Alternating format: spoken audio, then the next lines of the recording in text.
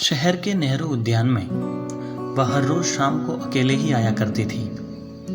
साथ में वह एक छोटा सा थर्मस भी ले आती और नीम के नीचे जो बेंच रखी हुई थी अक्सर वह उसी जगह बैठी हुई दिख जाती। मैंने उसके साथ कभी किसी को नहीं देखा। अजीब लड़की थी, न कोई दोस्त न कोई सहेली। ऐसा भी कभी होता है क्या? मैं कई हफ्तों से उसे देख रहा था। सोचा कि मुझे इससे बात करनी चाहिए और आज शाम को उसके आने से पहले मैं उसी बेंच पर जा बैठा जहां वह हर रोज बैठा करती थी। थोड़ी देर में वह भी आ गई। उसने आते ही मुझसे कहा, हेलो, आप कहीं और बैठ सकते हैं क्या? क्यों, आपको कोई दिक्कत है मेरे यहाँ बैठने से? वैसे आप यहाँ बैठ सकती हो, मुझे कोई परेशानी नहीं होगी। वो मेरे पास बैठ गई और अपने साथ जो थर्मस लाई थी उसमें से एक कप चाय का भरा और फिर उसे लेकर अपने फ़ोन में खो गई। मैंने कहा, वैसे तो मैं आपको नहीं जानता, लेकिन फिर भी अब जब हम साथ में बैठे हैं तो यार तुम अकेले चाय पी रही हो, अच्छा नहीं लगता? वह एक हल्की सी मुस्कान देती हुई बोली, वाह, मान न मान, मैं तेरा मेहमान।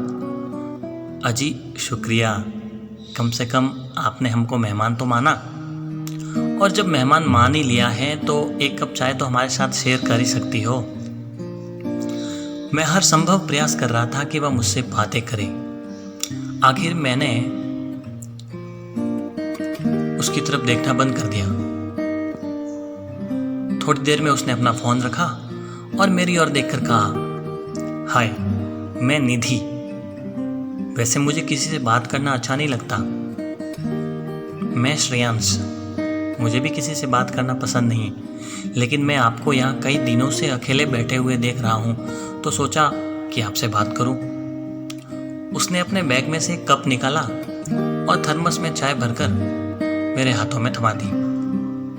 थैंक्स, इट्स ओके, कहकर वह फिर से अपने फ़ोन में कुछ देखने लगी। मैंने कहा, तुम बचपन से ऐसी ही हो क्या? उसने मुझे घूरते हुए देखा। ऐसी का क्या मतलब है तुम्हारा? मेरे कहने का मतलब है कि तुम यार एकदम बोरिंग किस्म की लड़की हो। हाँ, तुम ऐसा समझ सकते हो।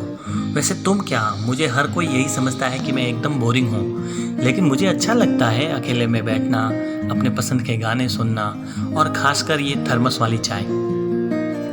तुम नहीं समझोगे कि जब एक ही पल में अपना सब कुछ खो जाता है ना, तो क्या गुजरती है दिल पर। दुनिया वीरान सी लगती है। जख्मी मन को भला क्या अच्छा लग सकता है। मैंने देखा कि उसकी आंखें नम हो आई थी, लेकिन फिर भी वह अपने होठों पर बनावटी मुस्कान लाने की असफल कोशिश कर रही थी।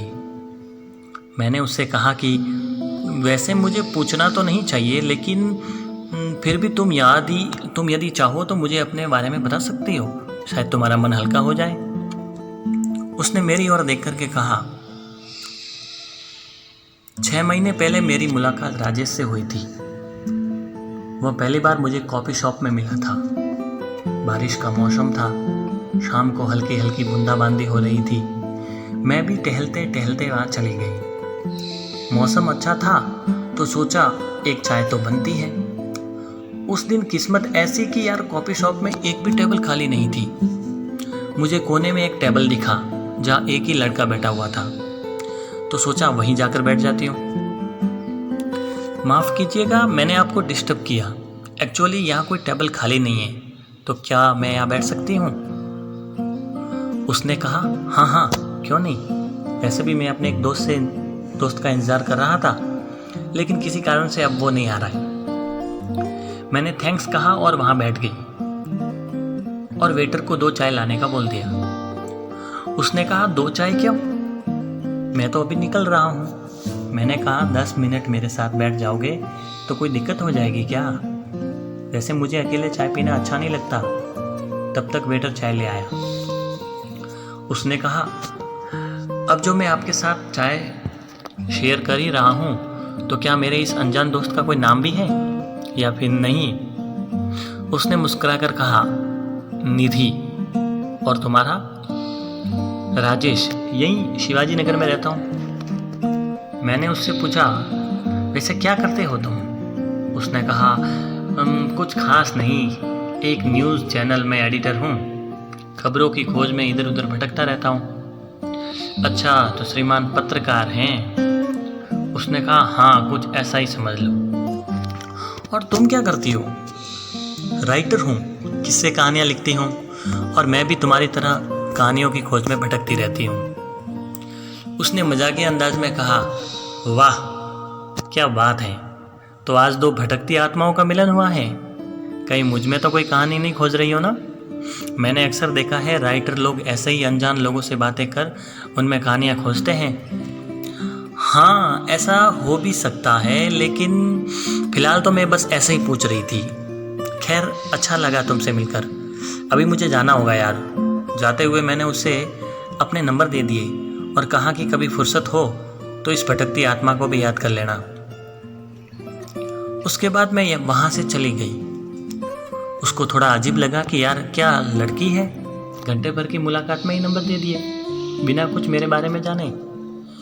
फिर कुछ दिनों बाद मैं भी उस दिन की मुलाकात भूल गई और उसका भी कॉल नहीं आया।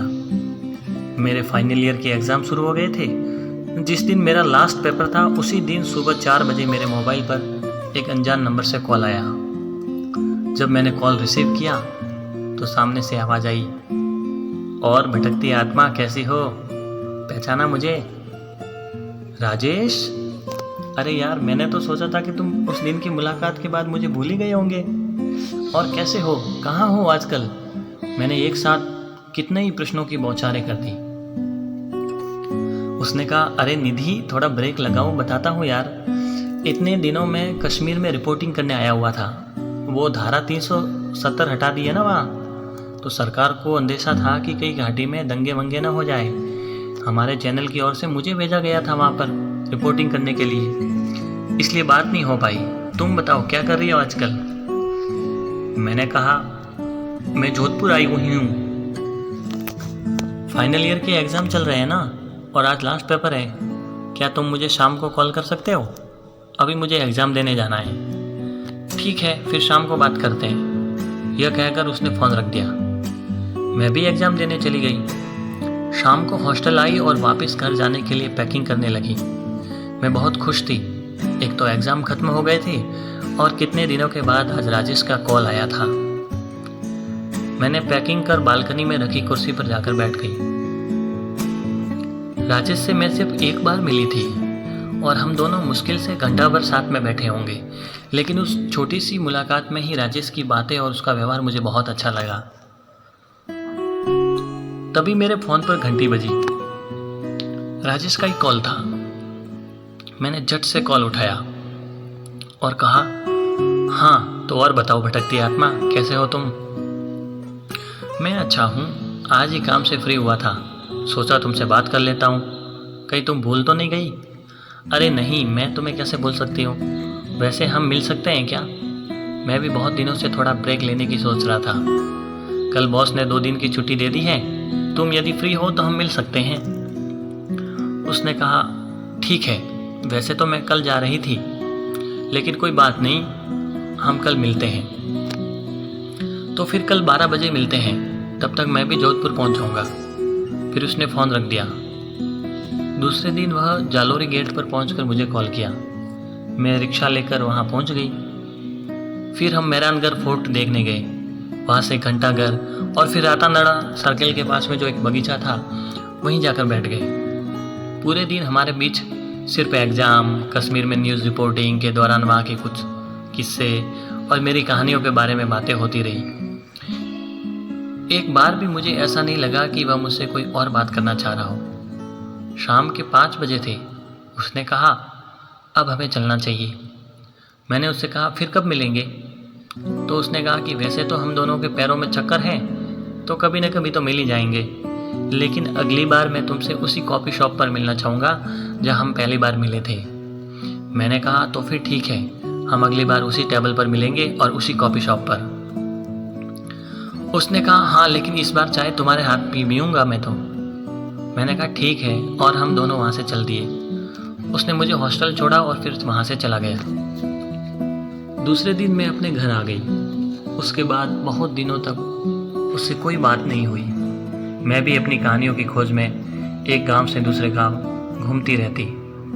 फिर एक दिन उसका कॉल आया और कहा कि मैं रिपोर्टिंग के सिलसिले में उत्तर प्रदेश आया हुआ हूँ। विकास दुबे नाम के गैंगस्टर ने अपने गुर्गों के साथ मिलकर पुलिस वालों पर गोलियों की बौछार कर दी, जिसमें 7 पुलिस वालों के जवान शहीद हो गए। उसी की ग्राउंड रिपोर्टिंग करने आया हुआ हूँ यहाँ। आज यहाँ का काम खत्म हो गया है, इसलिए मैं आ रहा हूँ। कल हम वहीं कॉफ़ी शॉप में मिलेंगे। और फिर फ़ोन रख दिया। मैं देख रहा था कि वह लगातार बोले जा रही थी, जैसे वह अपने अतीत में कहीं खो गई हो। मैंने उससे पूछा, क्या तुम दोनों सिर्फ दोस्त थे या इससे आगे बढ़कर भी तुमने कुछ सोचा था? उसने कहा, हाँ, अब बिल्कुल, हम सिर्फ अच्छे दोस्त थे। मैं प्यार के चक्कर में कभी पड़ना ही नहीं चाहती थी। मुझे लगता है कि एक दोस्त बनकर हम बहुत अच्छे से साथ में रह सकते हैं, अपनी बातें एक दूसरे से शेयर कर सकते हैं, क्योंकि उस समय हम सामने वाले से कोई अपेक्षा नहीं रखते ना। प्यार में हम अपने साथी से बहुत अपेक्षाएं पाल लेते हैं, और जब वह पूरी नहीं होती तो रिश्ते में दूरी आने लग जाती है। इसलिए मैं दोस्ती से आगे बढ़ना ही नहीं चाहती थी, और शायद राजेश भी वैसा ही सोचता था। लेकिन मुझे उससे मिलना, उसके साथ घूमना, मेरी हर छोटी छोटी बातें उसे शेयर करना बहुत अच्छा लगता था मुझे। खैर, उस दिन वह मुझसे मिलने आने वाला है, यह सोचकर मैं बहुत खुश थी। दूसरे दिन मैं जल्दी तैयार हो गई। सुबह ही उसका कॉल आ गया था कि वह शाम को 4 बजे पहुंच जाएगा। टाइम पास करने के लिए मैंने टीवी ऑन कर दी। जी म्यूजिक पर गाना चल रहा था, जिंदा रहने के लिए तेरी कसम, एक मुलाकात ज़रूरी है सनम। गाना सुनकर मैं मन ही मन मुस्कुराने लगी। थोड़ी देर बाद पापा भी मेरे पास आकर बैठ गए और उन्होंने न्यूज़ चैनल लगा दिया। मुझे थोड़ा बुरा लगा, लेकिन मैं क्या कर सकती थी। मैंने देखा कि न्यूज़ 18 पर एक खबर चल रही थी। उत्तर प्रदेश से आ रही न्यूज़ 18 की गाड़ी का हुआ एक्सीडेंट, जिसमें हमारे संवाददाता राजेश शर्मा की मौके पर ही हुई मौत। अन्य साथियों को अस्पताल में करवाया भर्ती। इतना सुनते ही मेरा दिल जोरों से धड़कने लगा। मुझे विश्वास नहीं हो रहा था। मैं उसी समय वहाँ से उठकर अपने कमरे में चली गई और राजेश को फ़ोन लगाया, लेकिन उसका फ़ोन स्विच ऑफ आ रहा था। जब फ़ोन नहीं लगा तो मैं कमरे से बाहर आ गई। अभी भी चैनल पर वही खबर चल रही थी, जिसमें राजेश की फ़ोटो भी दिखा रहे थे। मुझे यकीन नहीं हो रहा था कि कुछ ही घंटों में तो हम मिलने वाले थे। मैंने तो उसके लिए चाय बनाकर भी थर्मस में रख दी थी। मैं वापस अपने कमरे में चली गई और दरवाज़ा बंद कर दिया। मैं शाम होने तक रोती रही। एक ही तो दोस्त था मेरा, और एक ही पल में वह मुझसे जुदा हो गया। मैंने देखा कि वह रो रही थी। मैं उसके थोड़ा पास आया और उसे चुप कराने की कोशिश करने लगा, लेकिन वह रोए जा रही थी। शायद वह इतने दिनों से राजेश से बिछुड़ने के डर को दिल में छुपाए बैठी थी, जो आज उसके आंसुओं के साथ बह रहा था। थोड़ी देर बाद वह शांत हो गई। मैंने उससे माफ़ी मांगी कि यार, मुझे तुम्हारे गुमसुम रहने के बारे में पूछना नहीं चाहिए था। उसने अपने आंसुओं को पोंछते हुए कहा कि उस दिन के बाद मैंने किसी से बात नहीं की। घर पर भी मम्मी पापा से कम ही बात करती हूँ। उसके बाद मैंने किसी को दोस्त नहीं बनाया। मुझे डर लगता था कि कहीं वह भी राजेश की तरह मुझे छोड़कर न चला जाए। बस उसकी आखिरी ख्वाहिश थी कि वह मेरे हाथ से बनी चाय पीना चाहता था, लेकिन ऐसा हो नहीं पाया। इसलिए उसी की याद में आज भी मैं हर रोज़ शाम को यहाँ थर्मस में चाय ले आती हूँ और उसके साथ बिताए उन पलों को याद करती रहती हूँ। खैर, अभी काफ़ी देर हो गई है, मुझे चलना चाहिए। तुमसे मिलकर मुझे बहुत अच्छा लगा। जाते हुए मैंने पूछा, निधि, क्या हम फिर कभी मिल सकते हैं? वह कुछ नहीं बोली और वहाँ से चली गई। उसके बाद मैंने उसे कभी नेहरू उद्यान में नहीं देखा। फिर कुछ महीनों बाद मैंने उसकी एक तस्वीर फेसबुक पर देखी। उसकी पहली किताब उसके हाथों में थी, जिस पर लिखा हुआ था थर्मस वाली लड़की। तो दोस्तों, कैसी लगी आपको यह कहानी? ज़रूर बताइएगा। धन्यवाद।